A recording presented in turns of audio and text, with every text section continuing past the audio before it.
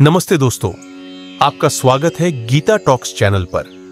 आज हम बात करेंगे श्रीमद् भगवद गीता में वर्णित तपस्या के बारे में। जब हम तपस्या सुनते हैं तो अक्सर हमारे मन में हिमालय में ध्यान लगाते हुए साधु संतों की छवि आती है, लेकिन गीता हमें बताती है कि तपस्या सिर्फ इतनी ही नहीं है।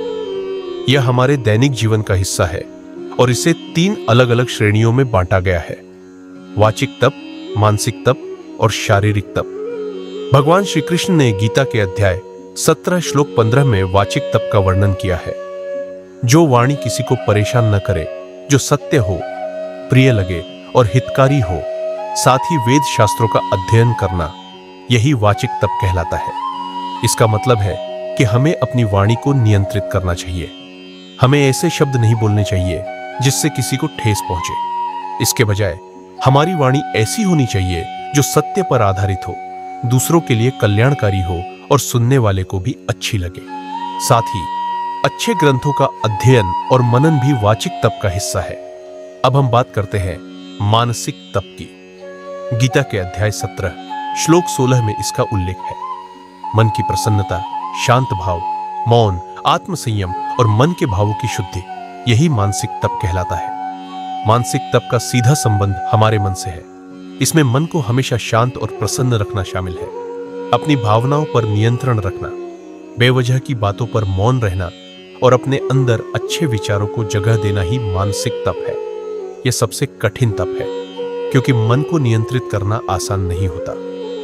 श्रीमद् भगवद गीता के अध्याय 17 श्लोक 14 में भगवान श्री कृष्ण ने शारीरिक तप का वर्णन किया है। देवताओं, ब्राह्मणों, गुरुओं और ज्ञानी जनों की पूजा करना, पवित्रता, शौच, सरलता, आर्जव, ब्रह्मचर्य का पालन करना और अहिंसा, किसी को मन, वचन या कर्म से कष्ट न पहुंचाना, यह शारीरिक तप कहलाता है। यह श्लोक बताता है कि शारीरिक तप का मतलब सिर्फ शरीर को कष्ट देना नहीं है, बल्कि इसका अर्थ है अपने शरीर को सही कर्मों में लगाना।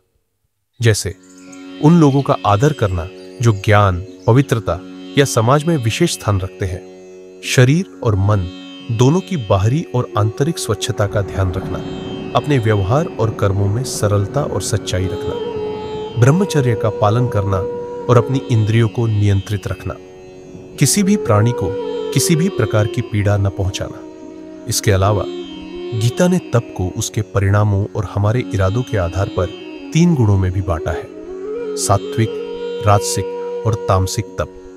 सात्विक तप यह वो तप है जो बिना किसी फल की इच्छा के केवल भगवान को समर्पित होकर किया जाता है। इसका उद्देश्य सिर्फ आत्मशुद्धि है।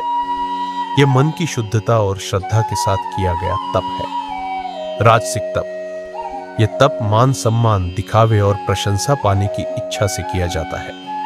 इसमें व्यक्ति तप तो करता है, लेकिन उसके पीछे एक स्वार्थ छिपा होता है। ऐसे तप से व्यक्ति को थोड़ी खुशी तो मिलती है, लेकिन वह स्थायी नहीं होती। तामसिक तप यह सबसे निम्न कोटि का तप है। इसमें व्यक्ति मूढ़ता, हठ और दूसरों को हानि पहुंचाने की भावना से तप करता है।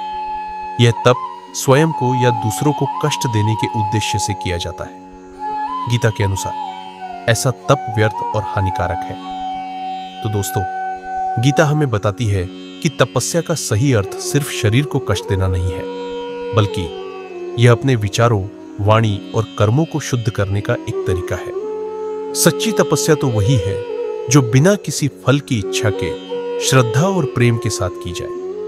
आपको यह जानकारी कैसी लगी, हमें नीचे कमेंट करके जरूर बताएं। अगर आपको यह वीडियो पसंद आया हो तो इसे लाइक करें और गीता टॉक्स चैनल को सब्सक्राइब करना न भूलें, ताकि आप ऐसे और भी ज्ञानवर्धक वीडियो देख सकें। जय श्री कृष्ण।